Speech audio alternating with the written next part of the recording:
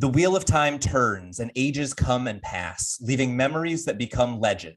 Legend fades to myth, and even myth is long forgotten when the age that gave it birth comes again.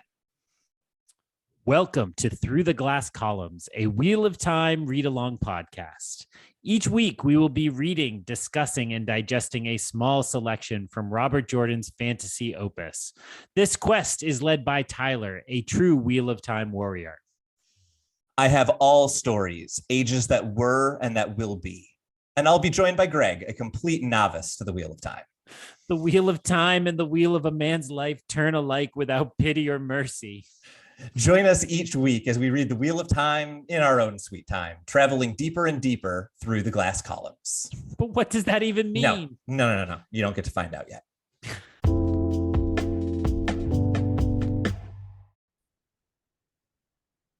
Hello and welcome back to a special limited edition insert podcast mini series with experts on the Wheel of Time television show program.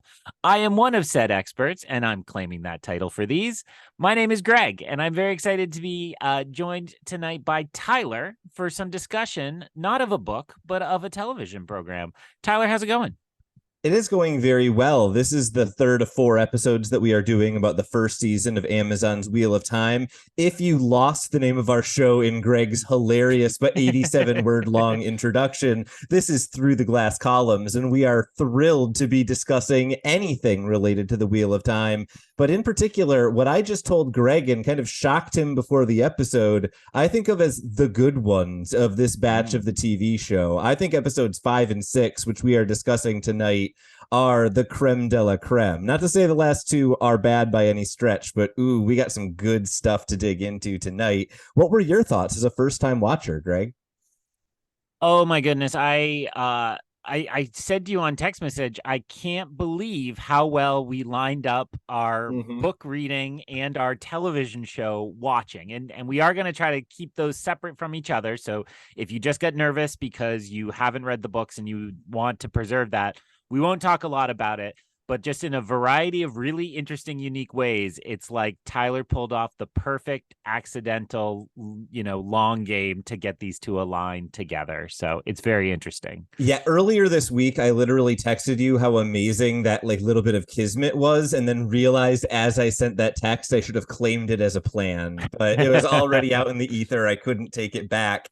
But I really love these episodes in part because, as you're saying, we had a little bit of overlap between kind of themes and characters we were reading about and watching. But partially why I love these episodes is because if you're a book reader, they do not resemble the book that this is adapted from more or less at all. Perrin and Egwene's sequence is at least kind of partially adapted from the book, but everything else is more or less made up from whole cloth. And I love that about it. It's really exciting to be in new territory when talking about a series that for me has been over for almost a decade. I can't remember exactly when those books came out. Yeah. And, I'm caught up in the current marketing is we're in the lead up to season 2 of this television show. And the marketing has been kind of emphasizing that it is an adaptation of The Great Hunt, which we recently wrapped up on the reading side of our podcast. And so it was kind of shocking that, there were some materials here that kind of belong in that book, but more from kind of connections to book 3. And so it was kind of, I thought it was curious that the marketing has been leaning that way when it seems like they're doing what a kind of a good, this is, now we're headed into the analysis op-ed section of the program. I always think a adaptation that tries to just say, this is the book everybody loves, let me do exactly that, is terrible because it doesn't live up to what book fans want, and it confuses people. And, personally, I would put some of the later Harry Potter movies in that camp. Yeah. It's like they've left behind whatever just movie audience there is. And it's like, it doesn't quite work because we don't want just that. Whereas I think the creators of this show, have done a good job of saying like, okay, this is what it is. We've kind of mapped out this sandbox that the book series created. Let's tell stories in a way that makes sense. And again, because I'm just so new to all this, I give all credit to Celine Song, who is the woman I keep celebrating in these television episodes, and she was the credited writer on episode 5 tonight, the first of the 2 we'll be discussing. And we haven't talked a lot about who gets credited as writer and director, so I'm not even sure this is her first, but she was a name that was familiar to me. I actually, the one other thing I'll say, it reminds me a lot, the Wachowskis adapted David Mitchell's Cloud Atlas into a movie that kind of flopped, but was actually really good. It just didn't find its audience. Yeah. And that book is so like intricately constructed that they couldn't try to do it that way, and instead kind of took the pieces and mixed it up and put together a good movie version of that.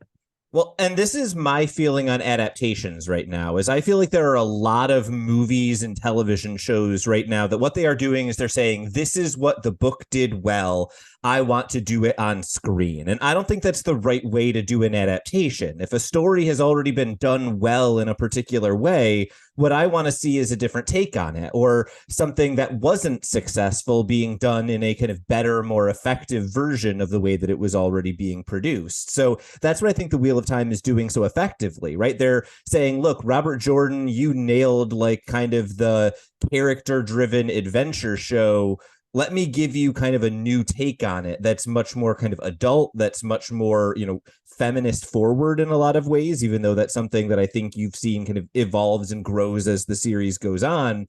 But, I think that this show has really done a good job of saying, let me take the bones of this really successful thing and give you something new with it, as opposed to, I feel like so many adaptations we get these days are like, hey, look, it's The Little Mermaid, but this time with real people. And there's nothing worth seeing about that. We've already seen the good version of that movie. I'm going to put a pin in my Little Mermaid rant, because the only thing they added to that movie made me hate like literally anybody involved in the creation of that movie. The perfect analogy to me is a cover song, right? Yeah. It reminds me 2, 3, maybe now 5 years ago when Weezer was asked to cover Africa, Toto's. Oh, yeah. Yeah. And they came out with a cover song, and you could tell it was Weezer, but they just did the song like exactly. And I've always thought that kind of cover song is really stupid. No offense to Weezer, who I'm sure are listeners.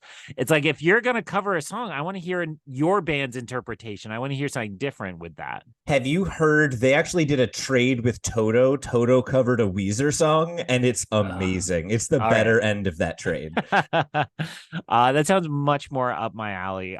Because I think that's the way to go. Like, who just needs a straight recreation of it? So before we really get rolling, just a tiny bit of housekeeping.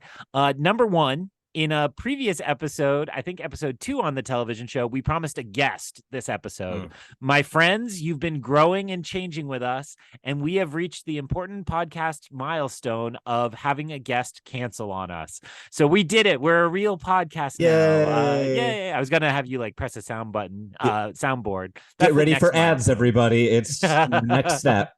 Yep. And a Patreon for $500 a month. We come and read a book to you. So apologies for that. You just get the 2 of us, but we will keep the analysis light and breezy and what you've come to expect. If you are listening to this on release date or somewhere thereabout, it is August 18th.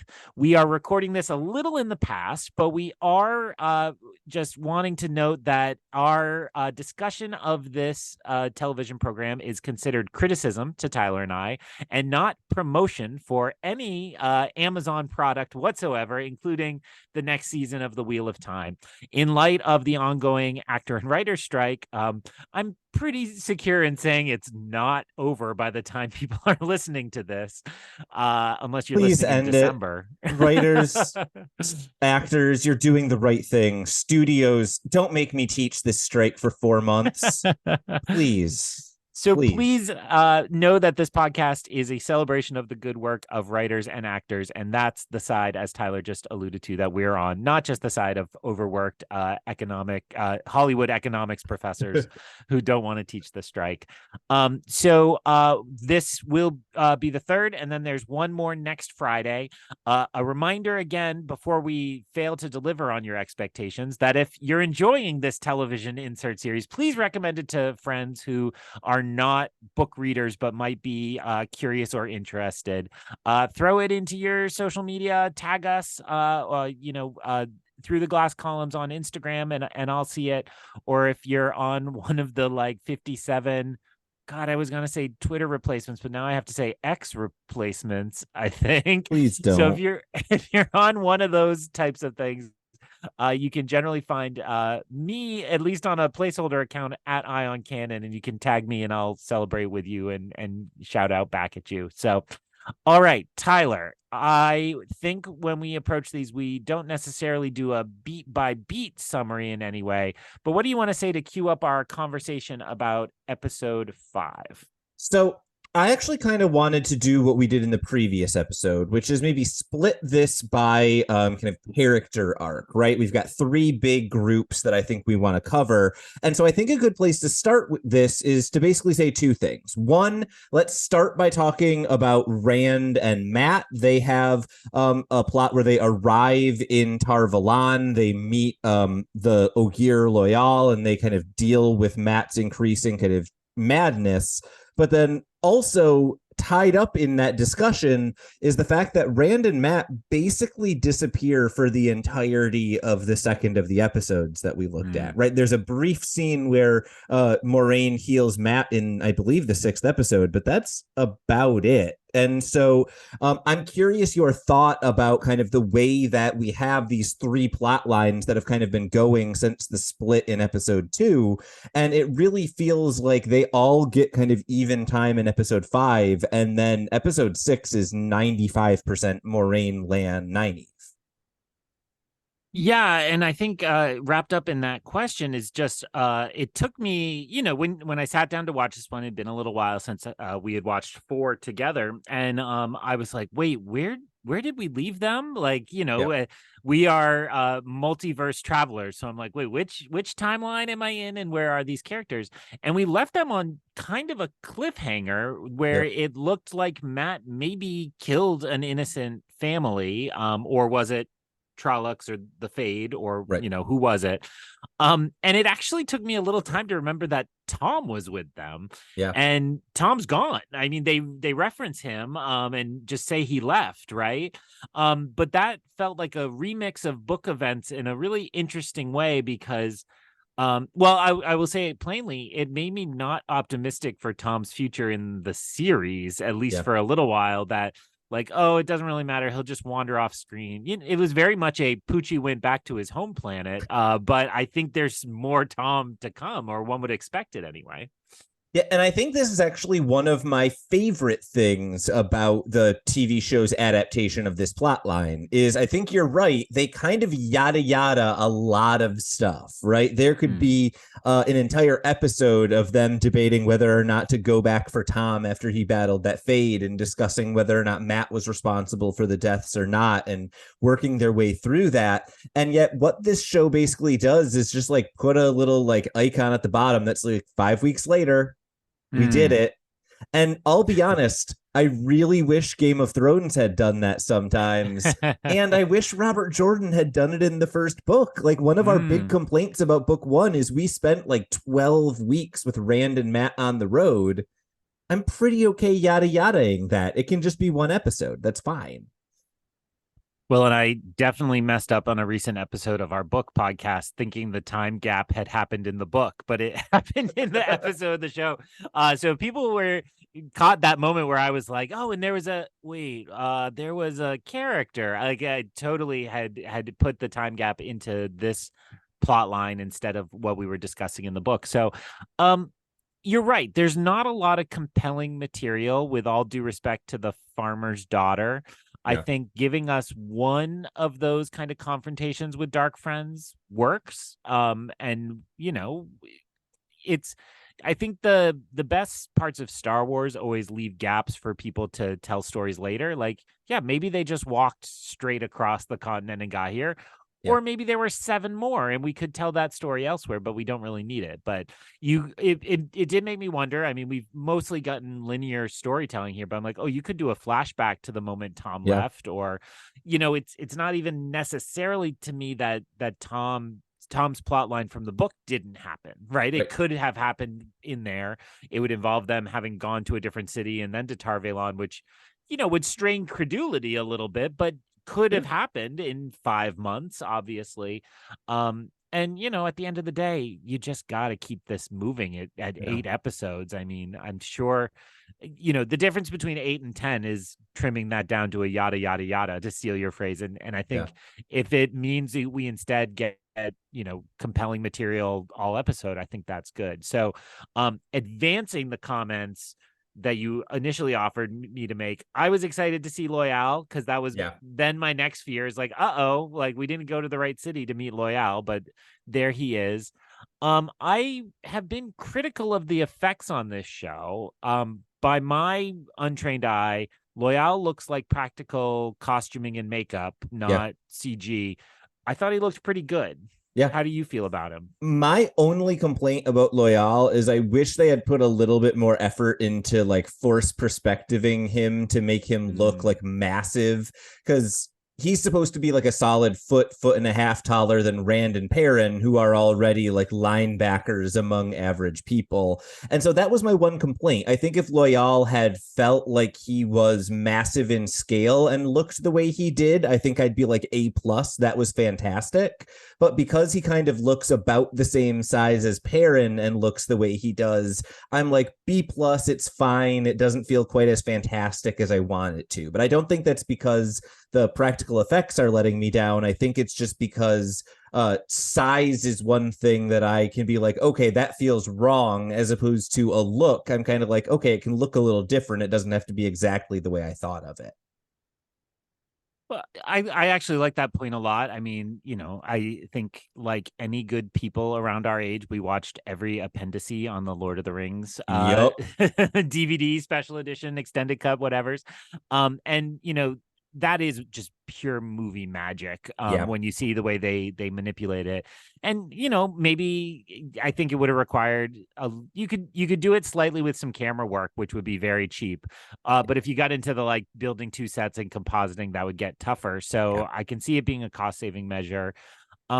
It also, all the complimentary things I can give to Lord of the Rings, sure. But there are definitely times in Lord of the Rings you're like, yeah, those are little people who have Yeah. replaced the hobbits, and that is definitely not Gandalf. And so it fails at times. And I think that's the trade-off, is we're not going to have those kind of weak moments by just not trying, by keeping it all on a scale that Yeah. fits. Well, and I I think guess pun intended. I don't know. yeah. Well, and I think Loyal works otherwise, right? To some degree, Yeah. I think there's a part of me that's like, I want to pick it apart. I want to say this isn't quite what I was looking for. Oh, gears should be more like this and like that.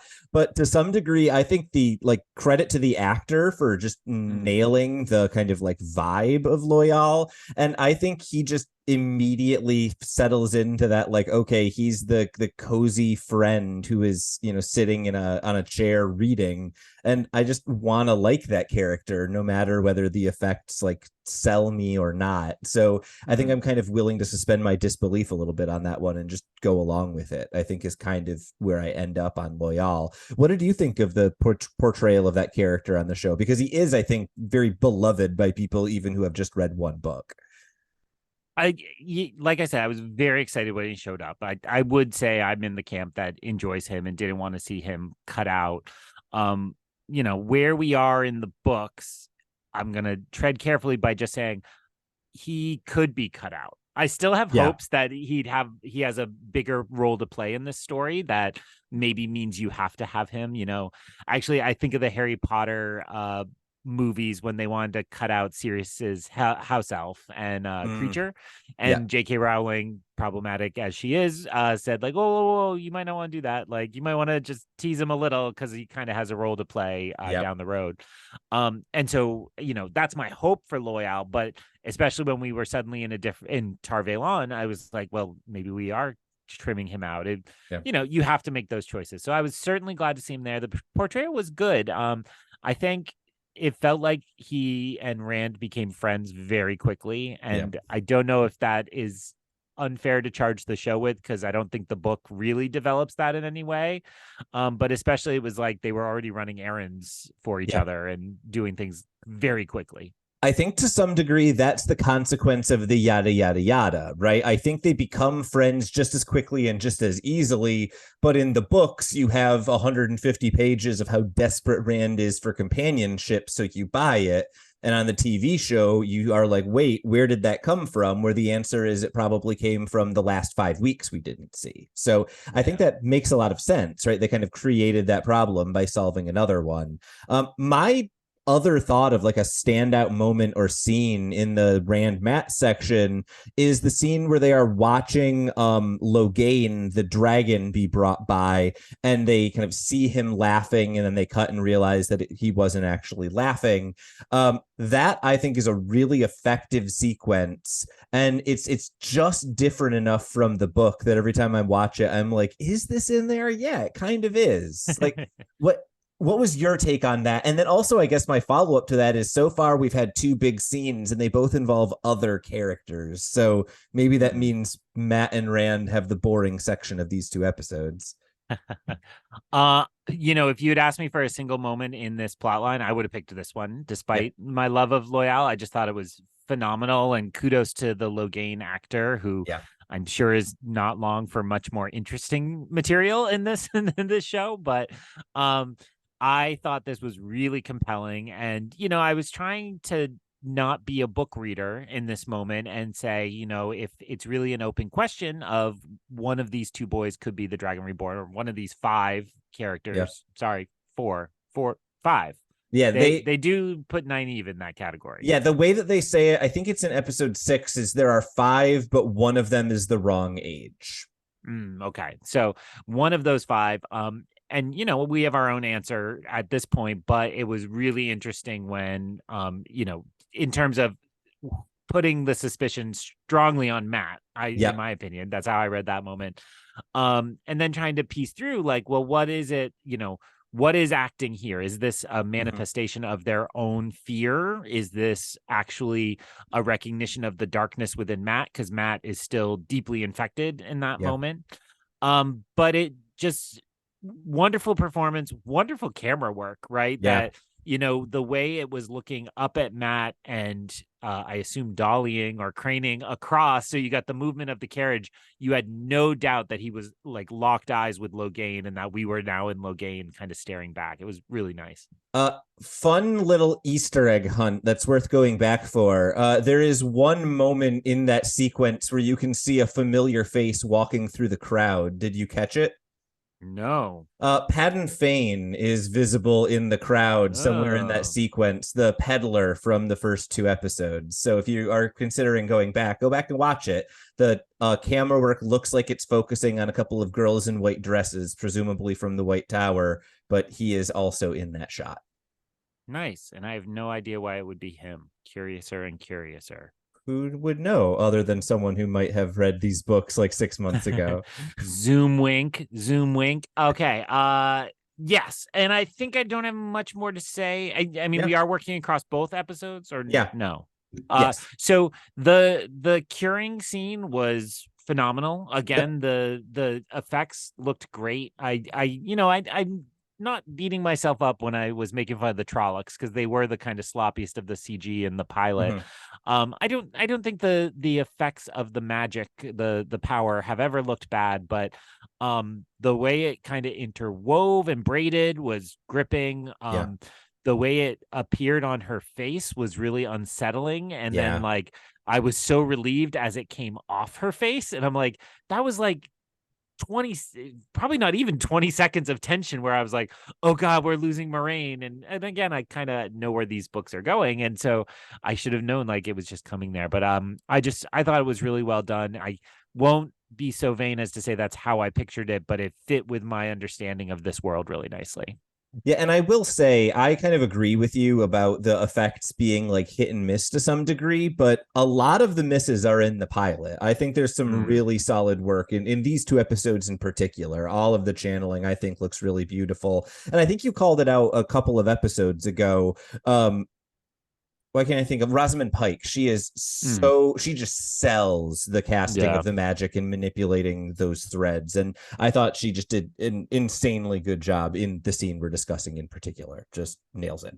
It's so funny to think about how that must feel when you're standing there with no effects and Yep. like, I think a lot of people make fun of blue screen acting and things like this, but it's like they are putting so much trust into Mm-hmm. the effects teams and the director and all the it's like, yeah, when you see somebody be in a terrible, I don't know, like San Andreas or something like that, you're like, Yep. that could have been amazing. Like The Rock doesn't know on set until they build the building that he's jumping across or whatever. Right. I didn't even see that movie, but like, it's easy to make fun of some of those for having poor effects that they don't sell it, but it's certainly not the actor's fault. And Yeah. there are ways to improve performance against those things. I'm still not sure the volume's the answer. I think it's more this, but part of it has to be Rosamund Pike just totally going for it A and hundred just, percent. jumping off the building. And I think that totally worked in that scene. And again, it pays to pay a really good actress, Yeah. right? Like, so many members of this cast. It's funny as it goes on. I keep thinking like, well, that's interesting. I might have stunt cast that. I might have done somebody recognizable in that Yeah. role. And my, I mean, I guess I was gonna say the only one is Rosamund Pike. I also recognize the guy from Love Actually, but Yep. I don't think he really falls into recognizable actors. So we're getting, a lot of people who are fresh faces. And I think that's Yep. also a good choice in fantasy because we believe they're their characters more than anything else. But I think, it pays to have really good performances within this. 100%. And I think they've done a really smart job of like, it's not even stunt casting in a lot of cases. It's just like picking someone really good from shows where they didn't have a giant role. Like Logain, I Mm. think, had a role on Narcos, and Siwan was relatively famous for something as well, although I can't recall off the top of my head what that was. But if we're talking about powerhouse performances, we desperately need to make sure we talk about Madeline Madden. That's a difficult to pronounce name. Who plays Egwene? Because boy, does she put on a little bit of a powerhouse in that sequence with her and Yeah. Eamon Valda in the tent. What was your thoughts on the adaptation of the Perrin and Egwene plot line? Because I think this is the one that maybe keeps the closest to the book, but also kind of truncates quite a bit, which is an interesting choice. Um, yeah, I mean, it was funny because as the confrontation unfolded at the start of episode 5, I was like, oh, that's right. I'd completely forgotten they spent time in the White Cloak. So you're right. It was a pretty direct adaptation. I was like, oh, I just forgot this existed at all. I will say in passing there, I just loved that confrontation Oh, scene yes. as well between the Tinkerers and the White Cloaks and the actress whose name I'm not going to remember, but exactly what you said a minute ago. She played a really great character on Orphan Black, a show I loved for the 6 seasons I watched and then forgot to watch the 7th season or whatever the last season was. I just forgot that it's Yep. like I changed cable companies and forgot I didn't have BBC anymore or something. So it was great to see, again, not a huge part, but a very kind of memorable scene and, Yeah. a juicy bit of acting. The way they linked arms Mm. it was really powerful and I'm sure it spoke more to you in your pacifism, but I loved that bit as well as then what it led to. I think was incredible, and certainly I think Egwene got more material, but Perrin did a great job too. The actor who Yeah. plays Perrin did a great job being kind of victimized, but then the way he interpreted his powers. Yeah, I mean, he does a great job in the scene where he's obviously being tortured more or less, but the scene before where he confesses to Egwene that he was the one who killed his wife, and then Mm, A, that scene is amazing, and then yeah. B, the thing that gets me every time is the gut punch of Eamon Valda walking in the second he finishes that story, clearly waiting for the perfect time. It's like, oh, I hate you. That was Oh. the right time to walk in the room. Yeah. Yeah, and I mean, boy, they want you to hate him, and like, Yeah. job well done. Like, he just the like the grins, and I've been rewatching The Office, and it reminds me a lot of James Spader in later Office seasons. Yeah. The Office is bad by that point, and to no fault of James Spader, Yep. but it's like this kind of, I don't know, it's not really bureaucratic, but it's just like smooth and slick and owns the room. And in this case, is pure evil, and everything he says is awful. And yet you're just like, but like, I still want to listen to him. I still want to hear him talk.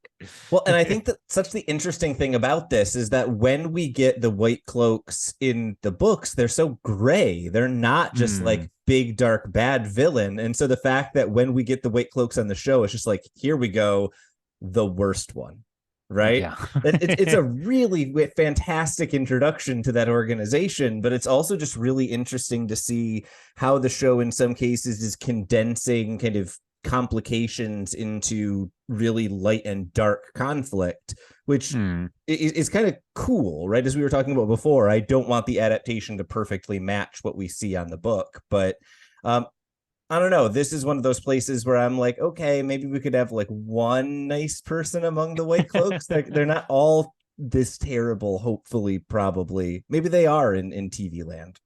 We haven't met Jeffrem yet, right? Correct. I'll hold out hope for Jeffrem having a spark of good. Um, Yeah, well, and again, back to this idea of the project of adaptation. It seems to me one way to understand the choices the writers' room made seems to be, let's pick the most compelling Yeah. character moments and let's show them in kind of rich, full relief with lots of good acting and scenes, which I think is smart in two regards. One, in the realities of TV land, it's just cheap, right? Like, Yeah. you put three characters in a plain white tent with a few props, and you got the majority of this plot line. And also, it's just compelling Yeah. because, I think people who dislike fantasy, it's because of all the trappings of fantasy, right? And they get distracted. They don't want a CG dragon or what have you. They just want a good story. And I think the focus here on a good character story is really helpful. Yeah, I 100% agree. And I think for me, the moment that kind of sells this is actually not a Perrin and Egwene moment. It's when Nynaeve is talking to Rand about Egwene, where Mm. there's that brief conversation where Nynaeve talks about when Egwene had breakbone fever and how Egwene refused to give up, and so she knows she's going to get through it. And then we immediately cut from that to I think it's straight to Egwene channeling her way out of her bonds. And that story is one that I think appears in the first book as well. And I thought it was just expertly done here. That kind of like Mm. exposition as character moment where you get that like annoying thing that fantasy does where it needs to tell you about something 15 years ago so you understand today, but it's done about as well as you can possibly do it. And I think it just lands when you see how determined Egwene is in that following scene.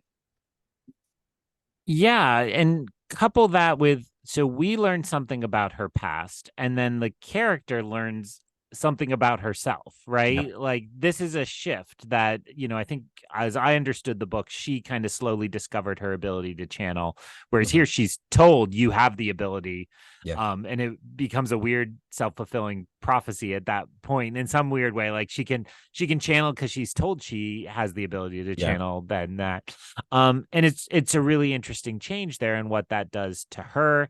I will leave it vague, but like, it makes me think a lot about what she's going to go through in book two-ish. Who knows when on the show, but book two-ish time frames, and how this might layer her differently. And this is back to your original transition into this plot line. This is an actress I had never seen before. Yeah. I think in my own kind of European fantasy stereotyping. I pictured somebody a lot different than Yeah. what this actress looks like. And she's incredible and is owning the part, and seems to be a real discovery in terms of acting. So excited to see her get even more juicy moments than this one to come. Yeah, apparently she had done some work in Australia. She's from the Aboriginal Mm. community, but she is just absolutely killing it. Hmm. Any last thoughts about this plot line? I think it's really well done, but as you say, it's kind of like one scene that is then being chased down from the Tinkers, one really expertly done scene of kind of the interrogation, and not a whole lot in between. So was there any other moments or thoughts that you had before we get to what I think of as like 60% of these episodes, the Moraine and Land plot? uh two bullet points. Bullet point number one is wolves equal awesome. So Correct. do I want to see like some wicked wolf action? I really do, but like just the hints of it. I mean, it's like the Jaws shark, right? Mm-hmm. Like you just give these tantalizing clues about what's going on. And that's really good. And point number two, I really liked that they had Egwene grab the rings, Yeah. which is totally new to this book, at least, or Yeah. wasn't in book one. And so the idea she gets to have this heroic moment, and then the kind of transition when she returns to the fold of Tar Valon, and she can give those rings, and it gives her a real moment where Moraine is touched. Yeah. Not overly emotional because it's Moraine, but clearly moved that Egwene made the effort to do right by her fallen sister. So I really enjoyed that they gave Egwene kind of a little hero moment in the Yeah. mix of that.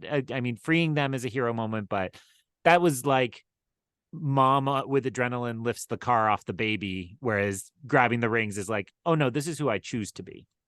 Well, and I think if we're talking about situations in which like we have characters that are being kind of much more emotional than we expect, you said like Moraine kind of doesn't get overly emotional because that's not who she is.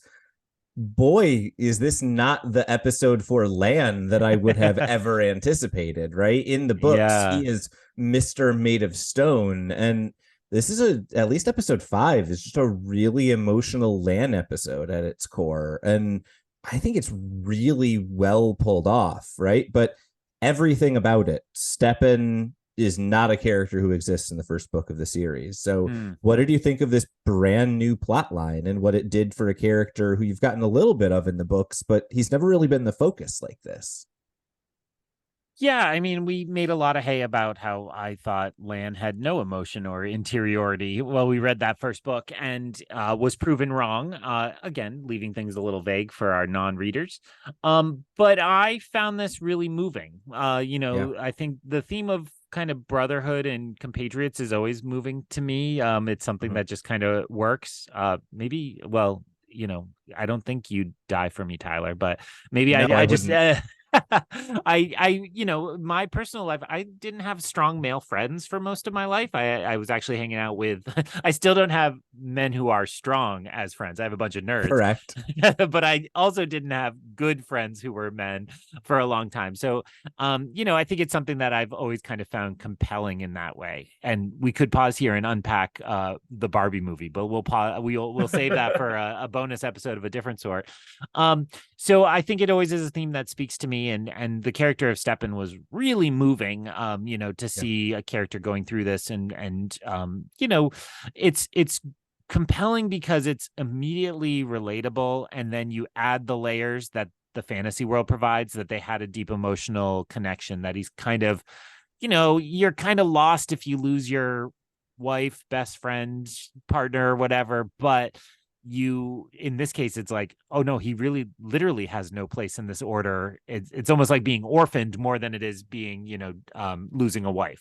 Yeah, and I would add in kind of two notes on top of that, right? One is in the previous episode, the warders describe the bond as the closest that any two people can be, because for many of them, it is their wife and it is Mm, their partner, and they can feel what the other person feels, right? And the yeah. second part of that, I think, is very, very important, right? Because when uh Nynaeve was healing Moraine in the third episode, Lan literally felt it, right? He was in pain from what was being done to her.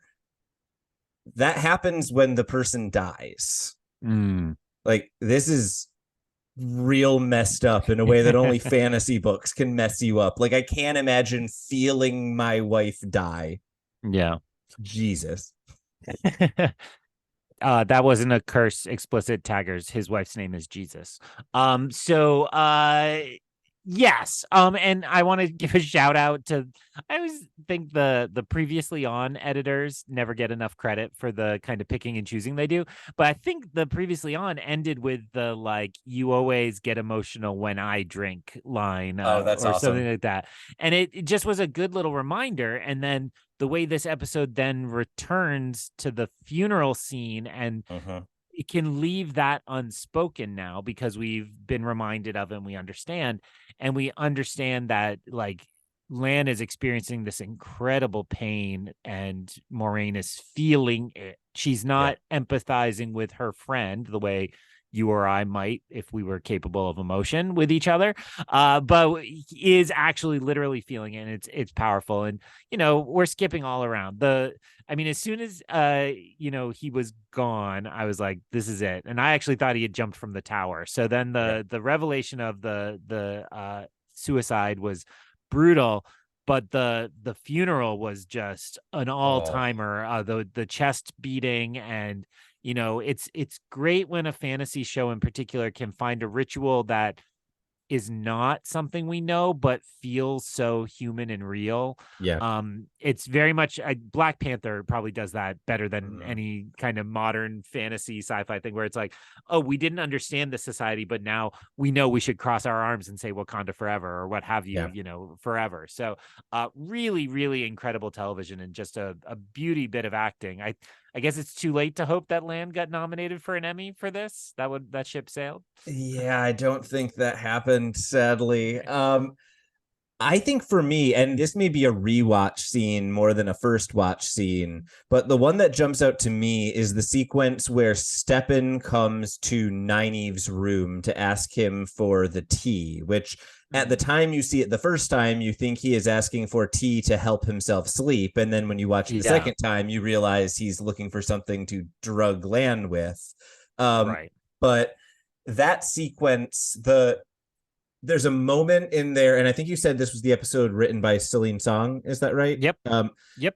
Yeah. There's a moment in that episode where, or in that discussion, where he says something like, I don't want it to stop hurting because then she'll be gone. And Nynaeve's Mm. response is, don't worry, it'll never stop hurting. And the fact that that was an encouraging line is just wonderful writing. Yeah. Yeah. That is a beauty. And again, why I'm so high on Celine Song is my front runner for Best Picture of the Year is her film Past Lives, which is still eking it out in art houses around at least our city. So people should check that on at their local theater, or if it's out on digital, perhaps by the time you're listening to this. Well worth a rent. It's just incredibly well written I have not stuff. seen it yet, but I can't believe Barbie is not your number one. Oh my God, I loved that movie. Yeah, I'm gonna stick with that. Although I will very much enjoy the Barbie Oscar race if the Oscars happen. Sorry to again make you worried about your class. As we yeah, it's again, I mean, I really don't want to bang this strike drum so long, but there's this prevailing wisdom that like, oh, the streamers are fine because they have such a deep bank of content, people won't stop listening forever. But Barbie and celebrating past lives and this show, it's like, yeah, writing matters, right? It's Mm-hmm. not something that's going to be AI driven. Yes, the crappy press releases that nobody actually reads, they just copy one sentence out of, will be AI in the near future, Yeah. but you're not going to get quality AI entertainment for a long time to come. In case the AI is listening, I support you in your goals, and please don't come after me. But I also just think you got to pay writers and you got to pay creative people, and it's wonderful to see it kind of on full display here. Yeah. I um I was gonna say, if we're kind of transitioning from episode 5, which is all about Lan and grief and just exceptional sequences all around, episode 6 is, I think, the best like single justification I can have for why writing is so important, right? It mm, is taking a character who exists in the book and who gets like a couple of sketches across three different books that are maybe 2 or 3 chapters each, and weaving something brand new that takes Moraine and Siwan and puts them together in an interesting and just lovely way that has been headcanon for me for 20 years and is now on the Mhm. screen. Greg, when we learn that Moraine and Siwan are a couple on the television show, you do not know how loud I yelled when I first saw that. You cannot imagine. It was really nice, and it had the effect on me where, I mean, I obviously knew the turn was coming where they were working together, so I kind of read that opening conflict. I'm like, y'all just playing. And then I got to the next scene, I was like, oh, y'all just foreplaying. Excuse the dumb joke, but it was exciting to see that you could lean more into that. And I think that is a difference between 1990s books and Yeah. 2022 television, where, like, yeah, let's have some queer people because they're a part of this world and they deserve to be Yeah. part of our storytelling. And it was really exciting and really fun as well for me. Yeah, I just need to be really, really clear. If you are going to set a story in an educational institution in which dozens and dozens of teenage women are left to their own devices, there better be some queer people somewhere in that institution. That's just how the world operates. Yeah. I mean, I, fill in whichever college you went to school near, but we I, all know, like, that's just the world of those institutions. So well said. Absolutely right. Um, I also just want to celebrate the e- economical, feels gross. No, no insult intended, but the economical writing of, like, let's do the backstory, and let's just give her a very notable tattoo that means we yep. can connect this. And it's like, the number of times I go to a movie because I see really almost everything, and that means a lot of bad things. And it's like, her first line would be like, I remember when my dad talked to me by the river when I was but a Yeah. girl. And it's like, let's not do that. Let's not waste our time. Let's not bang us over the head. Let's just give you a visual cue. And I just thought that was so clever.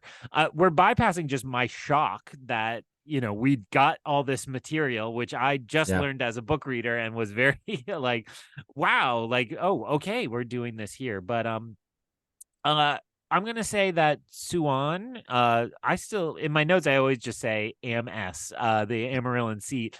I did not find her particularly compelling so far in our other half of this podcast, but I was really taken by this episode, and I'm much more interested in the character now based on what we see here.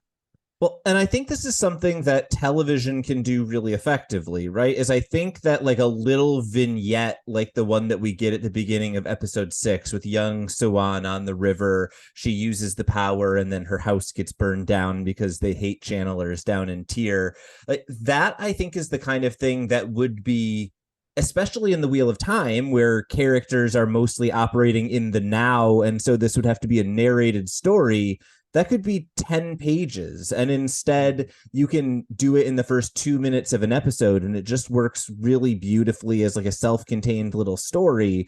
That I think is what television adaptation lets you do, right? Is you don't have a 20-page description about Tyr and the way that it thinks about channelers. You just show them run a little girl out of her town, and that's enough. And so, this is, I think, where a lot of book readers have gotten lost. I think in this show is that you can either see this show as simplifying the world, or you can see it as trying to condense the world into little moments that almost make you internalize it. And I really Mm. appreciate that about the show. Whereas I think a lot of book readers see it and are like, well, why aren't you telling me all these things about the world that make it really great in the books? And I'm like, no, show it and let us figure it out. I'm not here to compliment you, but very well said. And I think you're right that the people who love fantasy, like, started buying fantasy in the 80s and that's been their life, that's all they read. It's Mhm. because they love world building of the nature you're talking about. And Yeah. I think we're both that same way in our beloved franchises, where it's like, I'm gonna memorize every alien in the Star Wars cantina, and I'm gonna tell you how they ended up there and where they went after. And it's nonsense and it doesn't make any sense.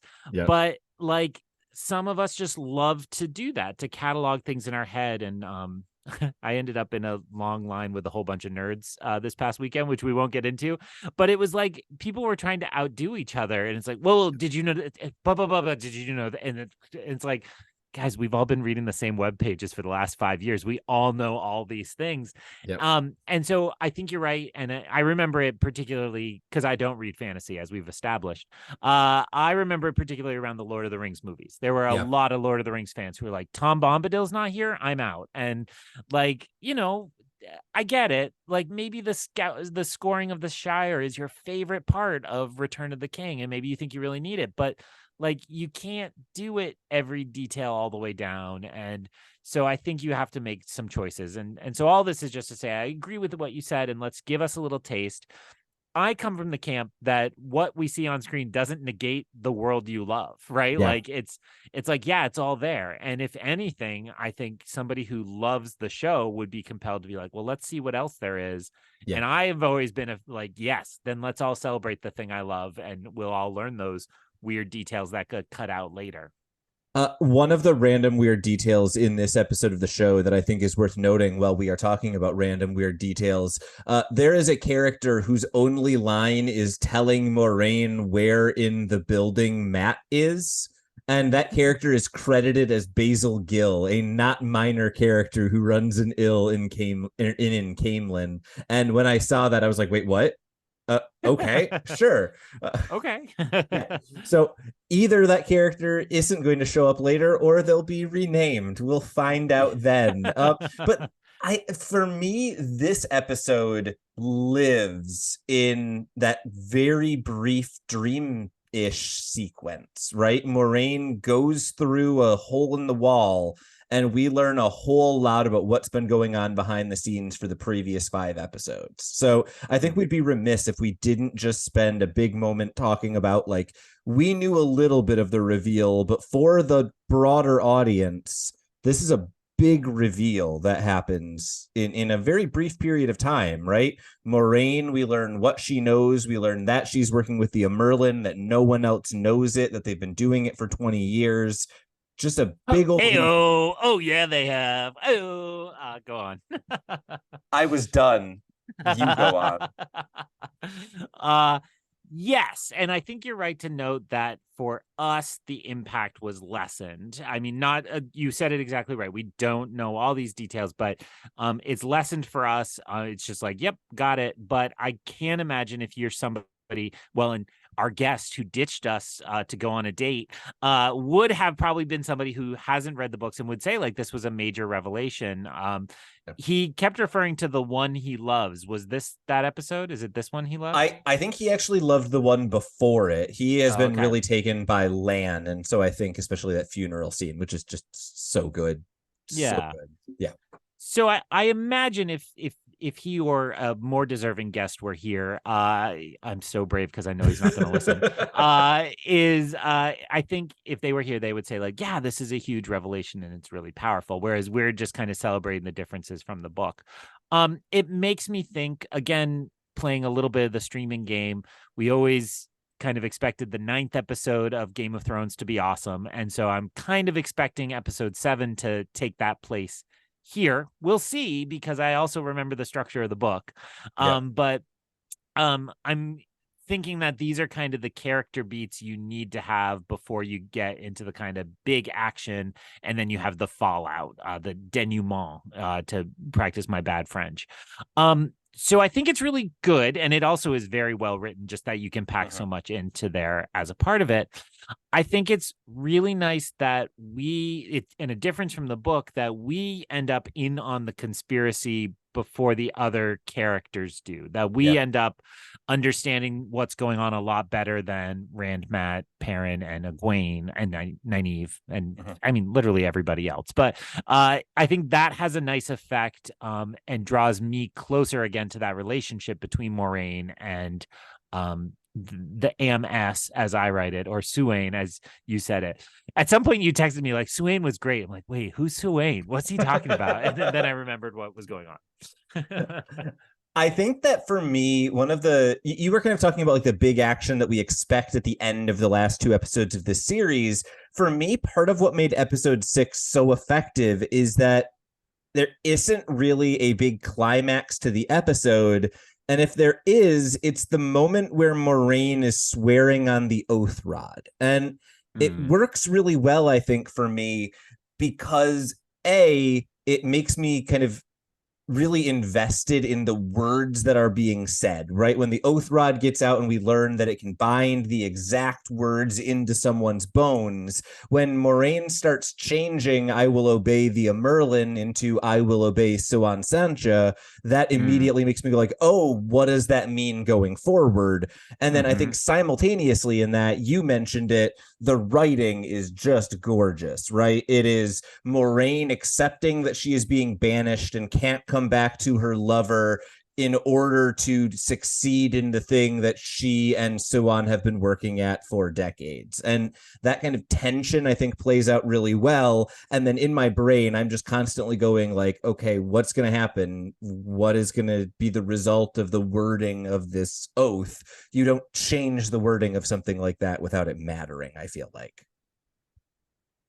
Yeah, I had that impulse as well listening to it, and I don't really have much more insight from the book reading we've done, but like I see pathways forward in which that would matter a lot, and Mm-hmm. so that makes me wonder for both threads of our multiverse where this might be going and how that might pull into it. Um, so incredibly compelling scene. Council chamber scenes get a bad rap, but I thought Yeah. both of them were phenomenal, especially if you can. I mean, the only way I could experience it was knowing that they were essentially play acting in the first one Mm-hmm. and doing it for the crowd. Nothing makes my blood boil more when the good character has to act like they are losing to the bad character's Yeah. glee. And again, fantastic performances. I hated Leandrin. I Mm-hmm. pronounced that right. Yep. And yet that's the point, right? Some people Right. are like, oh, I remember this when Mandalorian season 1 came out. People are like, "Oh, I hate that Toro Calican. He's so stupid." And I'm like, that's the point of the episode. You're supposed to hate him. Yeah. And, you can't say you hate that actor for acting out the part where you're supposed to hate him. Like, that's Yeah. just the point. And I felt like that had some of it here. It's like, I really like hate her. And I Mm-hmm. imagine she was having a delicious time playing that role. But that means it was well done. And, it's so stupid, but to me, that is often how you build like the best heroism in my mind is you Yeah. show a character of principle acting on the principles and suffering at the hands of their enemy, or at least to the enemy's glee. So all of that wrapped into both of those scenes was just delicious. Chef's kiss. And I think episode is just a masterclass in giving your character a bunch of conversations that honestly we don't care that much about, and then letting them touch on things that suddenly start to like become important by osmosis, right? Mm. Moraine has like a meeting with Alana and a meeting with the head of the Blue Aja, and we could include her meeting with Sawan in this to some degree, and she has that meeting with Leandrin, and all of those are things where I'm just like, okay, Moraine is being told again that she either needs to like stay in the city or leave the city or do, Mm. none of it matters, but the MacGuffin of figuring out what is Moraine planning and who's in on it and who's not, I think that works well for me, even if I'm kind of like to some degree, I'm like, okay, tower politics, tower politics, tower politics. Let's Mm. get to the good stuff. I've become a much bigger proponent of not allowing my cell phone in the room while I'm watching anything, not just things for a Mm-hmm. podcast, but like I think that's exactly right. Like I would have had my phone out and started to like surf Instagram in those moments because they feel forgettable or Yeah. repetitious, like you alluded to. But it's so important to like actually consume the art you want to consume and not Yeah. split your attention between them and not let something break that up. So yeah, I think I think all of it worked really well. And what will last with me is the shot of her standing on the balcony. I don't think I really thought she was about to jump or anything, just Mm-hmm. because it wouldn't have made sense with all we know. But like the way in which that represents the love and the loss and the hope, the Yeah. reason to do everything, but the thing, it's all wrapped up in kind of that great visual of her standing there and really good. I did want to ask about One of the women she talks to is there a Siren or something like that? There's a funny name. Oh, was she the blue that she met Yeah, in the bathhouse? I think so. Which also, sidebar, thanks for not going full Game of Thrones Wheel of Time. There were two scenes in this. I was like, Game of Thrones would have done these a lot differently. Yep. And I was glad we didn't go that way. Um, I think I need to not ask my question. So apologies for listeners having heard that. I'm being sensitive of not crossing the streams of our two podcast halves at the moment. So I'll save that back. But in the other version of our podcast, I did bring up the opening credits, which we haven't talked about Mm. really much. And so I'll use this moment to say I found it really fascinating in the context of these episodes in particular, how central the Aja appear to be in the opening credits, right? Yeah. So is the correct interpretation that we build a tapestry of the seven Aja around the wheel of time in the center? Is that what the credits essentially construct? I think so. Yeah, it's at least threads that are of the same colors of the seven Aja, and they kind of build images representing the Aja. The interesting thing, of course, is that anytime you do that imagery, and then of your options for colors, three of them are brown, white, and gray, you're going to kind of naturally focus on the other four. But Mm. yes,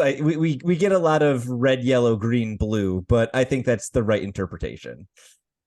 I find that so curious because, at least as far as I understand this fantasy world, the central part of the story, I would have put the five in that position, Yeah. right? Or representations of the five, icons of the five. And so the fact that we kind of push all that aside and focus instead on the Aja is very interesting to me. Mhm. Also, in light of the fact that there may or may not be an eighth Aja is curious as well. So I alluded on our main show to the fact that it kind of is easy to dismiss these credits as like they're doing the Westworld. Game of Yeah. Thrones has kind of an interesting map you kind of have to construct. To me, Westworld was doing very similar things where they were kind of building the androids Yeah. from strands. But I do really appreciate that it is a loom, which we've talked Mhm. about on our other podcast quite a few times, and it matches the language around weaving, and the wheel is obviously centered. But I am very interested in the fact that the show put the Aja in the center, and maybe you can't respond to that other than to say you made an observation, good on you. But I think that's really interesting. You made an observation. Good on you. I do just think for people who are watching the show who have not followed the book, just a reminder of the Ajas is really really helpful here because we've gotten Mm. hints and mentions of them and things here and there. But one thing the television show, I think, to its credit, does is it doesn't spend too much time explaining what all seven colors are. Unless you watch the bonus content, they do actually have good explanations of all seven Mm. Ajas. So I'm willing to give them to you here. Reds hunt down channelers, in particular male channelers who are doing things that they should not be. There are blues in the books. They are primarily people who are going after causes. On the television show, Spy seems to be a little bit more of the way they're described. The green are the battle Aja. The yellow are healers, and it should be noted, Nynaeve started wearing a lot of yellow in this episode. Hmm. Uh, and then the other three that we get a lot less detail about in the show so far are the browns, the grays, and the whites. Generally speaking, those are the intellectuals, and we can break them down if we ever get a good description of them on the show. Fantastic and helpful. Last thing I want to give the streaming service we're using credit for. I love when you pause and they give you the x-ray and they Yep. say why have the other streaming services not grabbed this? It is so easy and simple. Because they It's got to be patented there. it. Oh, so smart of them. Yeah. Now, I will say they also now throw in like, hey, you want to shop Yep. for Wheel of That's Time also very here? smart of them. Which is very smart, and I understand the reason they create content is really just so I buy toilet paper from them. But I do love the pause when you're like, who's that actor? And instead of having to first Google Wheel of Time and then Yep. Google the character, and then you can just be like, oh, that name. Do I know that name? And you can look it up. And I've used it far too often when watching. Oh, actually, literally everything I've watched on Prime. This League of Their Own, things like that. So yeah. So I want to actually, unless you have any last thoughts about this particular plot line, I want to jump to the very end of the episode because you and I are both book readers, which means that we had the same reaction at the end of this episode, right? We open up the way gates, we prepare to go through, and then Matt doesn't go with them, and we go, wait, what? And then the episode ends. Yeah, I found myself playing the game of, are they messing with us with editing? Like, will he just like jump through at the last second next episode, or is he really not going to go? Let me answer this question with a little bit of specific detail about what happened here. Yeah. Episode 6 was being shot in March 2020, Oh no. and episode Okay. 7 shot in about November of 2020.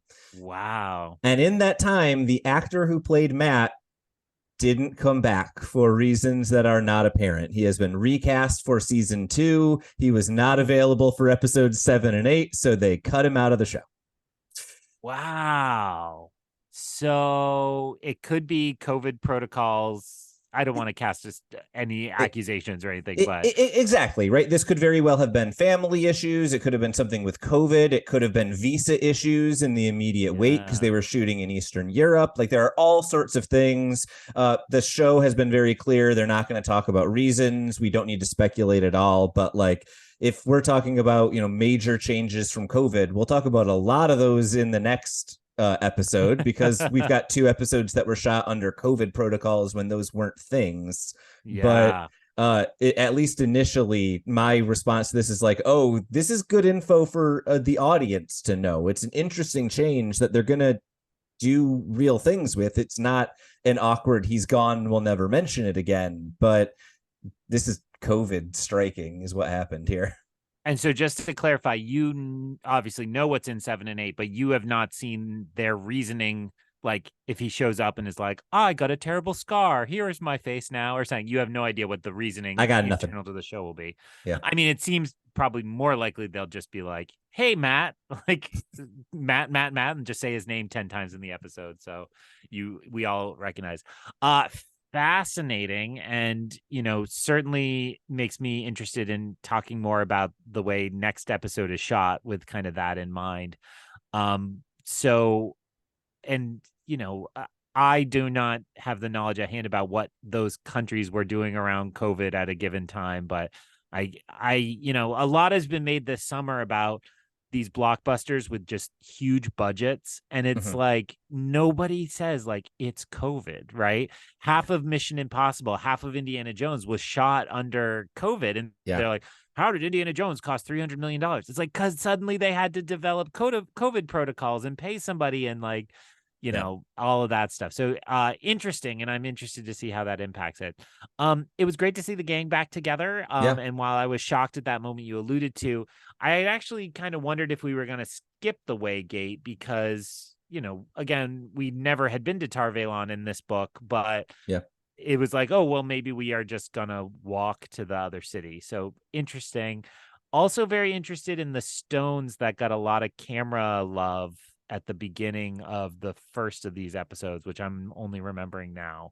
They weren't quite portal stones Oh by yeah. their exact appearance, but they were loved by the camera, I think, in all of the plot lines, or at least 2 or 3 of them. Yeah, I just love every little bit of like tiny world building through camera shots that we get. I don't recall the specific stones that you are describing, but yes, every time Yeah. that they do that, it just works for me. And I actually just have to say, the Waygates look absolutely nothing like they are described in the book. Mm.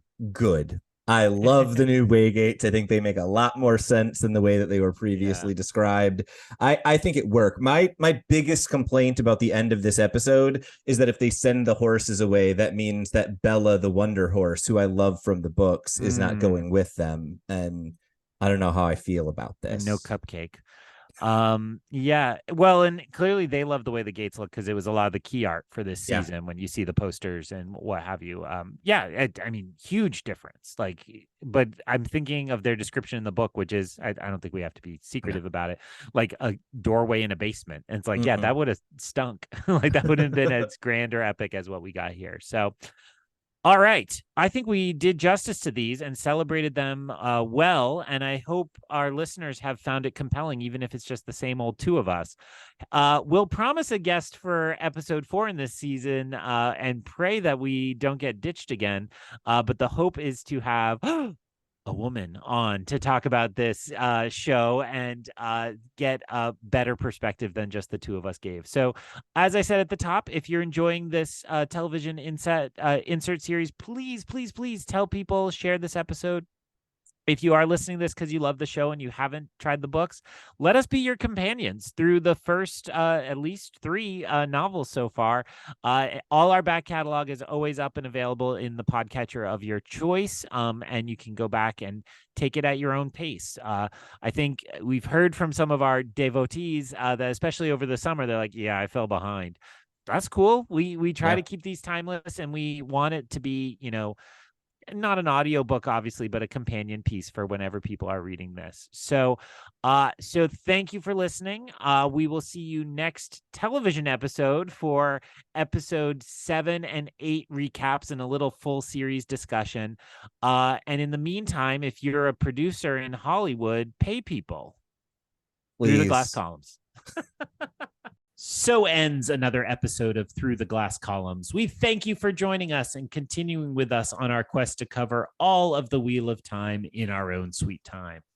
This podcast features original content developed by Tylor Orm and Greg Cass and is not in any way affiliated with, associated with, or condoned by the Robert Jordan Estate, Tor Fantasy, or Amazon. All content is intended for entertainment and educational purposes only.